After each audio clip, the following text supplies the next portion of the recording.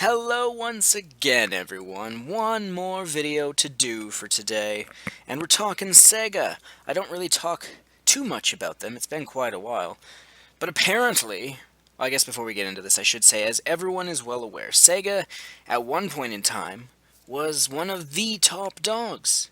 Back in the Genesis days, and even in the early, or late 1990s and stuff, they were one of the best, and then nowadays they're well, let's be honest, they're a bit of a joke, aren't they? So apparently, the president of Sega Japan finally realizes that gaming quality is important.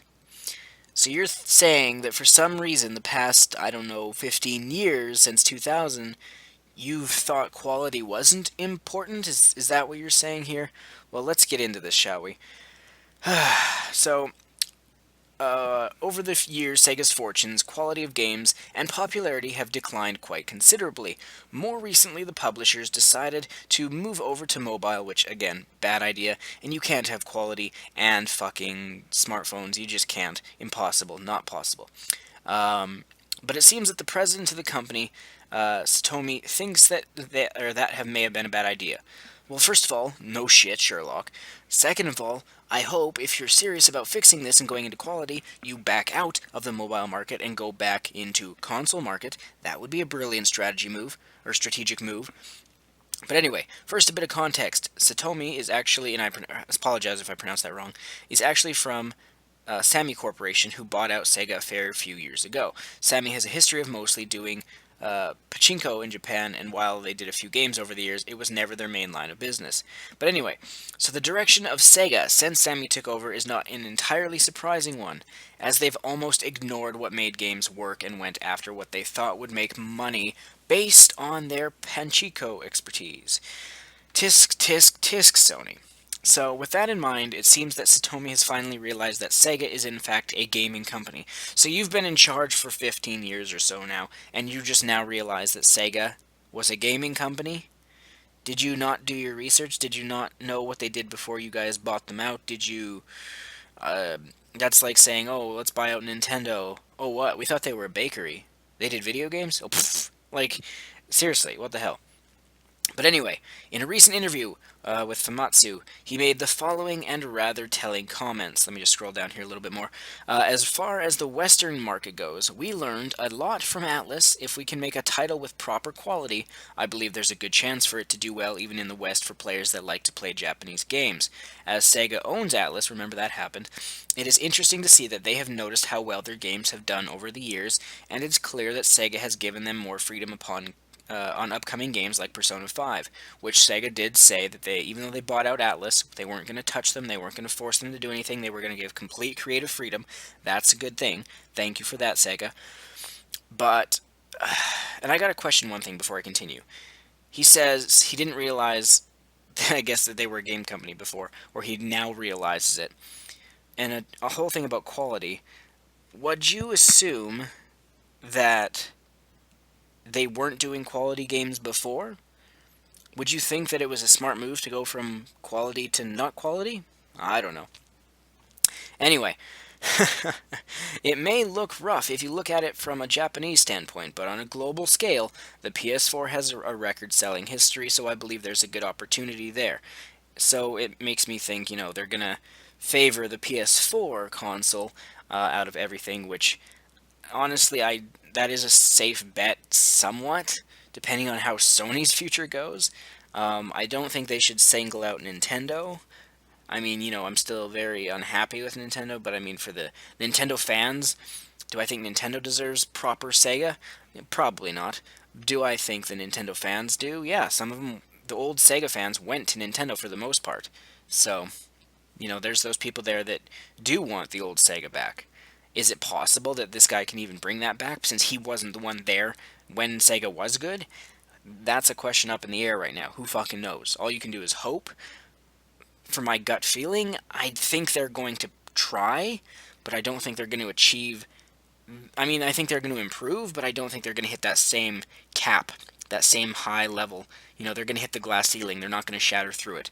Kind of like Phil Spencer with Microsoft, a little off topic, but, people are like, oh, he's done Xbox amazing. which, you know, I give him credit. He's a nice guy. He actually says intelligent things, and he's, you know, doing better than they were before. But there's still so much that's not good enough with the Xbox brand, you know? So, it's kind of that. That's the way I feel like it. Or that's the way I feel about it.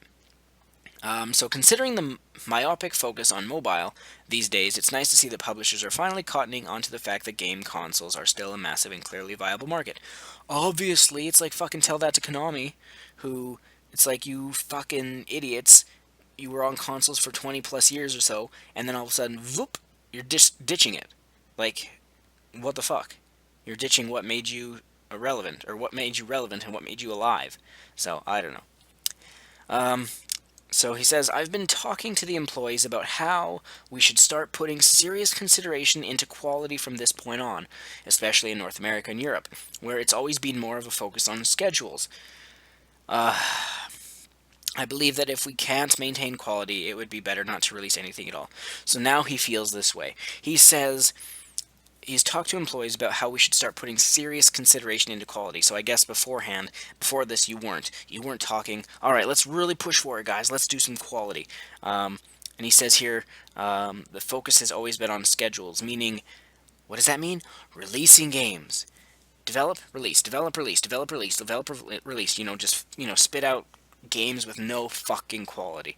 And I know so many people bitch and moan about Sega, or not Sega, but Sonic being absolutely butchered. And I will agree that he's been milked way fucking too much. More than fucking COD. More than fucking Mario. And he needs a break. And as for the people who complain, we haven't had a good Sonic game since, 15 years ago. I disagree. I liked Sonic and the Secret Rings on the Wii, I think it was. But other than that, yeah, I haven't really cared much for any Sonic game. Blech, hard to speak.